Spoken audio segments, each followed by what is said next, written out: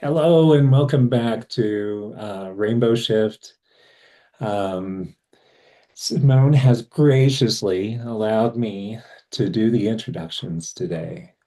But welcome back to all of our family that has come to support us, and we're just so glad to have you here. And this is a little change up for us today. Yeah. We're going to have a little shorter time today, but we wanted to talk about some things that we've been posting about recently.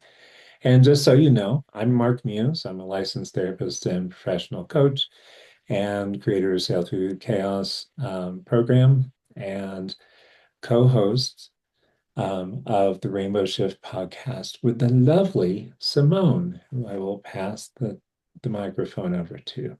Hello, my beautiful soul family. It is me again. You know what I always say, trans woman of over 20 years. And, I'm also a authenticity life coach and a Reiki practitioner. So, like I always say, the world's just going to have to get used to me because I'm just too special. I agree. All right. Well, today we're going to talk about some things that we've been talking about throughout the week.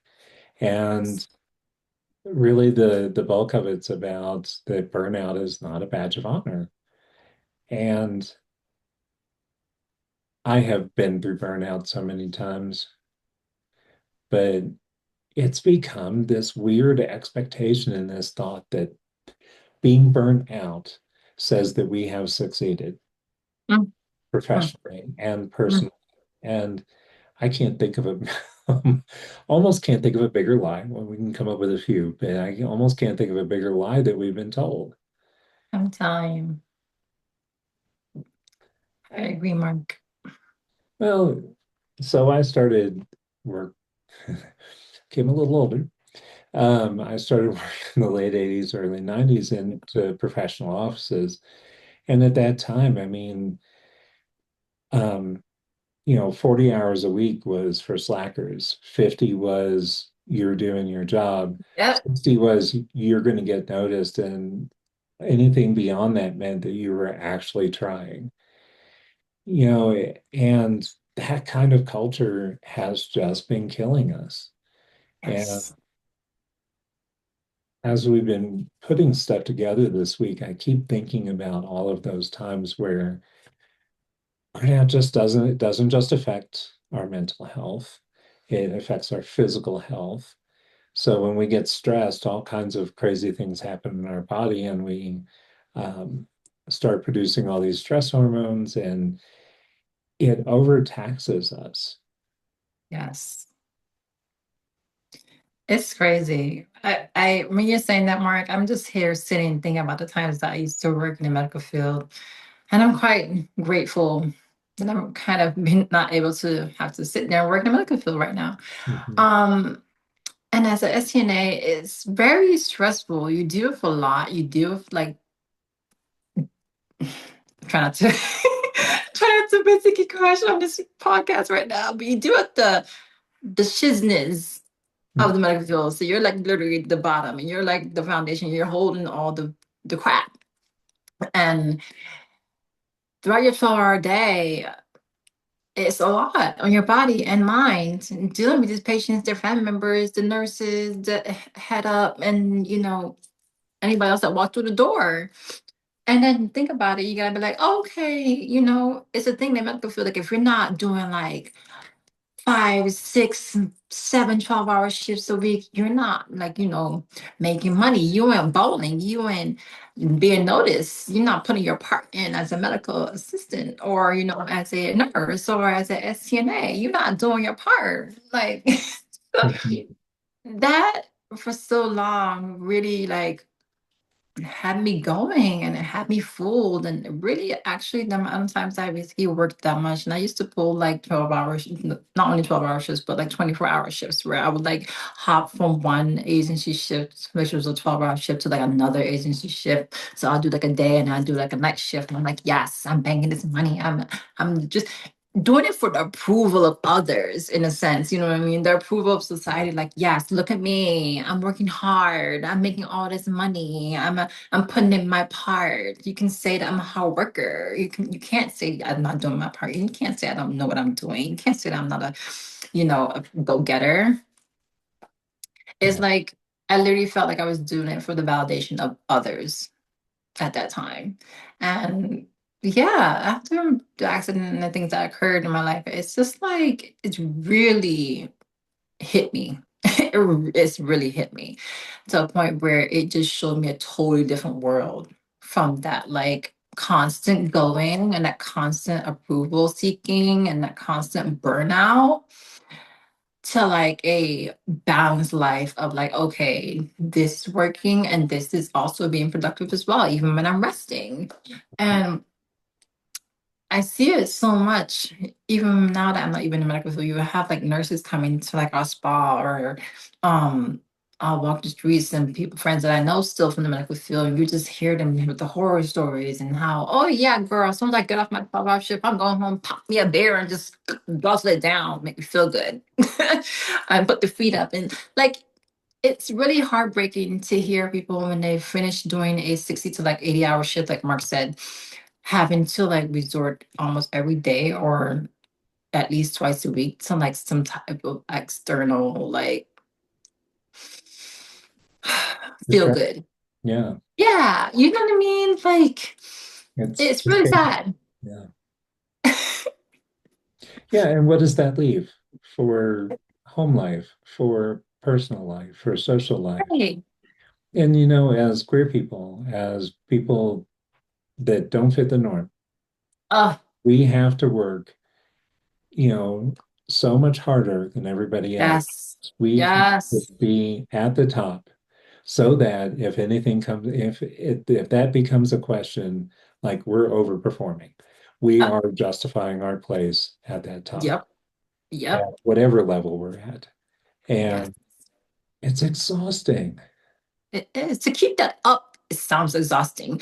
To keep up that appearance, like, I just recently, just probably like 2 years, just kind of being very open about my transitioning and being very open about me being trans and not caring what anybody thinks because, like, I'm here to shift the world and I'm here to set the record straight and prove them a point and just pass on the message of like acceptance and authenticity.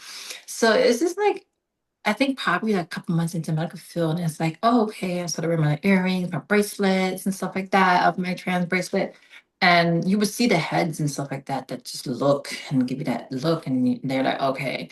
To myself, I felt like I had to sit here and outperform the other people that I was working with just to feel like I am of use, that, they won't like send me home for being trans and different and working with patients that don't want to probably work with me because of me being trans.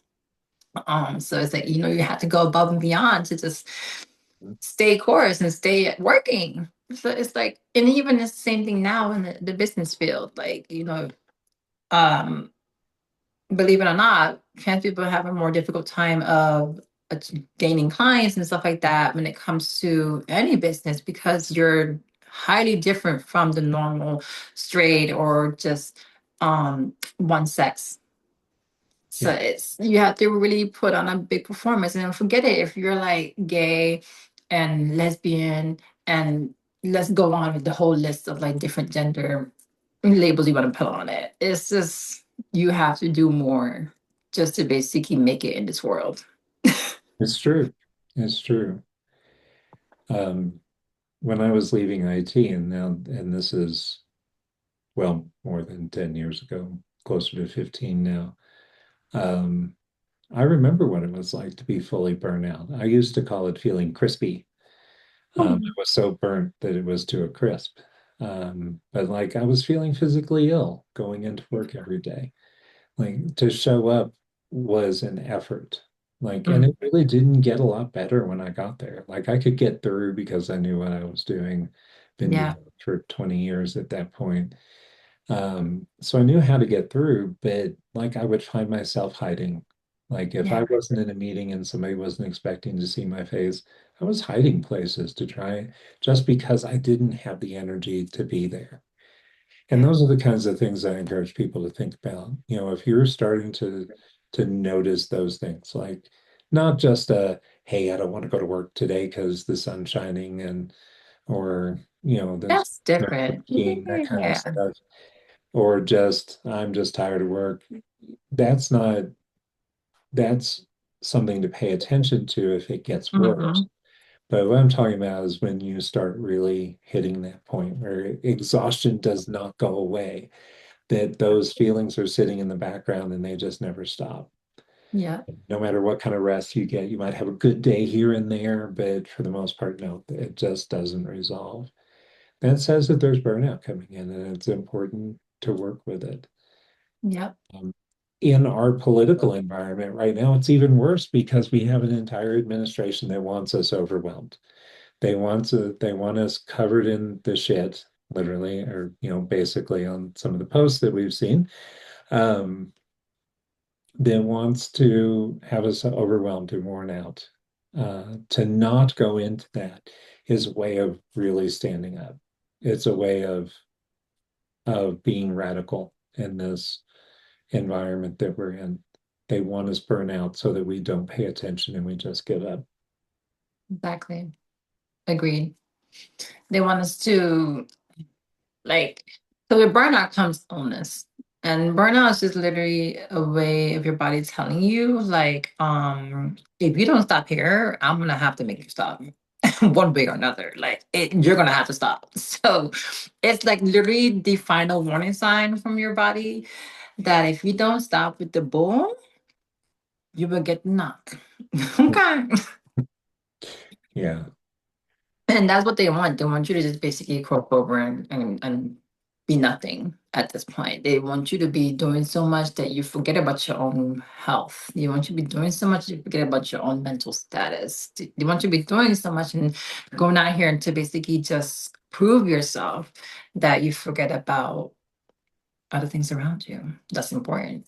But it also takes time to combat burnout Yeah. because it's ingrained in us. It's become a part of our culture, and we've grown up with it. We've been had it instilled in us. Thankfully, some of the younger generations now are not getting necessarily that message 100%. Yeah. And you can always tell when when that happens because you can hear the old guard, the people that have been doing this too long. They grew up in this. They're like, well, what do you mean you only want to work 8 hours today? Well, Right. that's not being very helpful. That's not pulling your weight. And it's like, Mm-hmm. it is. Focus on the production. Focus on what you get Right. out of it, not the hours that you've put into it. Or is the you don't want to work at 12? What do you mean? Like, baby, like, no, I don't want to work at 12. It's called clocking for my age and dip. My life does not evolve around work. So let me just let you know, I'm young generation. You old. Yep. Like, I hear you so much with that, Mark. You have kids nowadays, it's just like, yeah, I'm clocking in for this 8 hour shift, but like I'm gonna roll out to my business on the side and I'm just gonna basically do what I want to do with my time, not sit here and break my back for you. Yeah. Yeah, so Yeah. I know how to value myself. Hmm. I'm still a recovering workaholic, so I'm still working on it. Um, Same. Same. I am not no 22-year-old that basically sits here and can say that to their boss. But there's times where I'm still up in here trying to be like doing like 40 more than 40 hours a week. I'm just like, didn't my accident teach me anything? I know I'm kind of jealous of Mhm. your kids. They've grown up with a better sense of that. Yes. That was not mine. Mine was always all about work. And so I'm still recovering on that. But as a business owner, you have to you if you t if you take a break, you have to understand that, unless you have other things in place, you're not making money. And that's Right. okay. But we have to learn to accept that too, that that is okay. Yeah. Not to burn yourself out because you're trying to not only compete with others, but trying to bring in the butts.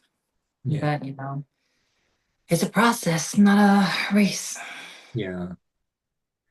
So these videos are going to be a little bit shorter, and we're going to be doing these hopefully weekly to talk a little bit about more than uh, just what we cover on the podcast.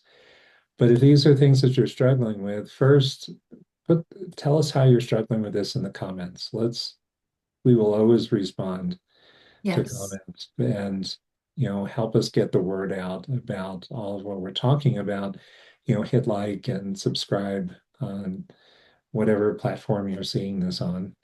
We're on multiples. So, but also our our flagship program, Sail Through Chaos, is there to help work through this because we've been through this. Yes. I work with people every day that are struggling with these things, and there is a way through. Part of Mhm. it is getting support, and I had to learn that very early on. Well, early on, many years ago, I had to learn that. I'm still learning it, but honestly, every time I get a chance to work with somebody on it, I learn a little bit more. Exactly. It's just literally stepping into a different movement, a different motion. And once you get the support that you need, which can be shifts of chaos, your life will shift. Even if it's the most minute movement. So small, baby.